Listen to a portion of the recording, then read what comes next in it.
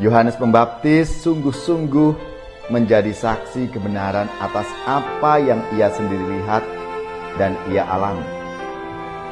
Ia tidak merekayasa berita atau pengalaman yang dipercayakan kepadanya.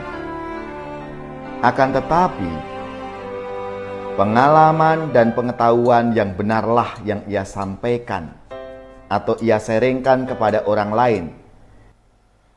Saudari-saudaraku yang terkasih, berjumpa kembali bersama saya Inspirasiku di Antara. Renungan Harian Sabtu 3 Januari dalam masa Natal. Semoga kita bersama keluarga dan komunitas kita selalu dalam keadaan baik, tetap sehat, dan bersemangat. Marilah kita mengawali renungan kita hari ini dengan tanda kemenangan Kristus. Dalam nama Bapa dan Putra dan Roh Kudus. Amin. Allah Bapa yang Maha Baik, kami bersyukur karena telah Engkau angkat menjadi putra-putrimu dalam diri Yesus Kristus. Bimbinglah kami menyelami janji kebaikan dan belas kasih-Mu. Serta perkenankanlah kami selalu berada di jalan-Mu. Semoga hidup kami pun dapat kami sesuaikan dengan hidup Yesus Kristus, berkat bantuan rahmat-Mu. Sebab Dialah Putra-Mu Tuhan dan pengantara kami, yang bersama dengan Dikau dalam persatuan Roh Kudus, hidup dan berkuasa Allah sepanjang segala masa. Amin. Dalam nama Bapa dan Putra dan Roh Kudus. Amin. Inspirasi kita hari ini dari Injil Suci menurut Yohanes, bab 1, ayat 29 sampai 34. Marilah kita siapkan kitab suci kita masing-masing. Kita akan membaca bersama-sama, lalu merenungkannya. Ketika Yohanes membaptis di Sungai Yordan, ia melihat Yesus datang kepadanya. Maka katanya, "Lihatlah Anak Domba Allah yang menghapus dosa dunia. Dialah yang kumaksud ketika kukatakan, sesudah aku akan datang seorang yang telah mendahului aku, sebab dia telah ada sebelum aku.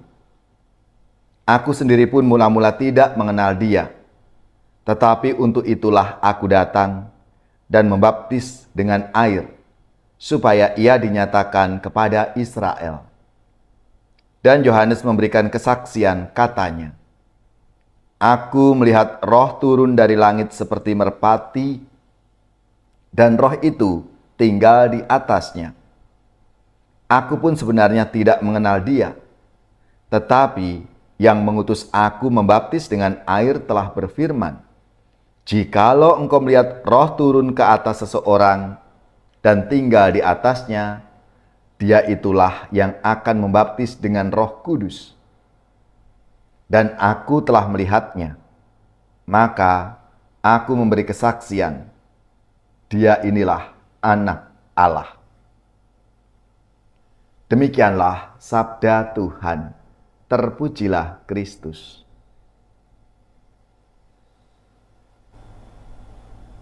Saudari-saudaraku yang terkasih, kalau kita melihat dalam kehidupan kita sehari-hari, seiring perkembangan teknologi, banyak orang menjadi lebih kreatif.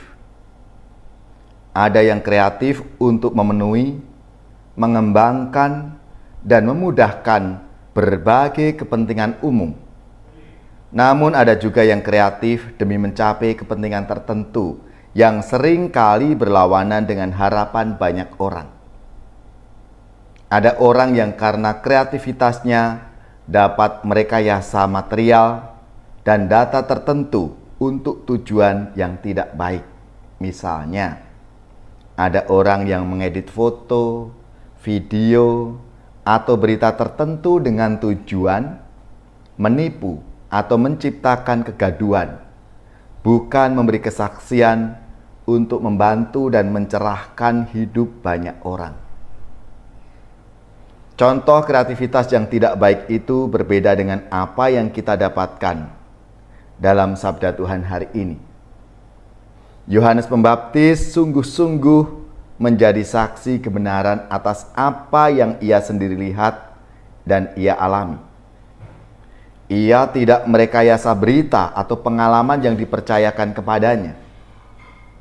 Akan tetapi, pengalaman dan pengetahuan yang benarlah yang ia sampaikan atau ia sharingkan kepada orang lain, sehingga mereka pun mendapatkan informasi yang baik, yang benar dan berguna. Saudari-saudaraku yang terkasih, semoga kita pun tidak tergoda untuk melakukan kesaksian palsu atau apapun bentuknya. Namun kita seperti Yohanes yang mewartakan apa yang benar kepada sesama kita dalam hidup kita sehari-hari. Karena dari situlah kita bisa menjadi saksi-saksi Tuhan dalam kehidupan kita masing-masing. Maka marilah, saudara-saudaraku yang terkasih, kita diajak untuk berani memberi kesaksian dan menjadi saksi dalam hidup kita, sehingga semakin banyak orang mengalami rahmat dan kasih Tuhan. Ya Bapa, berilah kami keberanian untuk menjadi saksi kebenaran dan kebaikan kepada sesama kami.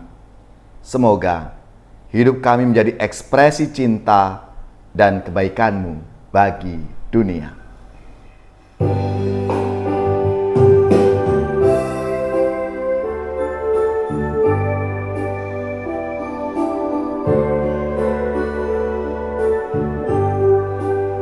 Setelah dirimu diselamatkan, jadilah saksi Kristus.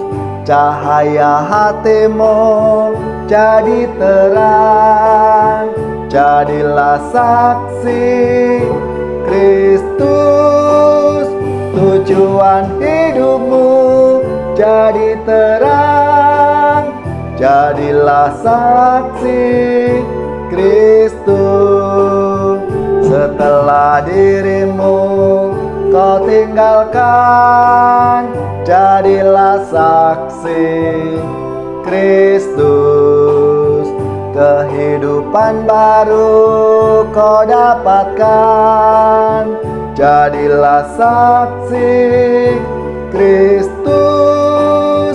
Api cinta Kristus kau kobarkan, jadilah saksi Kristus. Di saat hatimu jadi hampa, jadilah saksi Kristus. Tiada hasratmu dalam karya, jadilah saksi Kristus. Tiada harapan kan berjuang, jadilah saksi Kristus. Bagi yang ditimpa asap duka, jadilah saksi Kristus. Bagi yang dilanda putus asa, jadilah saksi Kristus. Bagi yang didera kegagalan, jadilah saksi Kristus. Jika celah malu di hatimu, jadilah saksi Kristus. Jika rasa cemas tak menentu, jadilah saksi Kristus. Jika beban jiwa tak tertanggung, jadilah saksi Kristus. Di mana tiada perhatian, jadilah saksi Kristus. di mana tiada kejujuran. Jadilah saksi Kristus, di mana sahabat bermusuhan. Jadilah saksi Kristus, dalam memaafkan kawan lawan. Jadilah saksi Kristus, dalam menegakkan persatuan. Jadilah saksi Kristus, dalam meluaskan kerjasama. Jadilah saksi Kristus, dalam membangunkan masyarakat. Jadilah saksi Kristus, dalam meningkatkan nasib rakyat. Jadilah saksi Kristus, dalam membagikan suluh semangat. Jadilah saksi Kristus.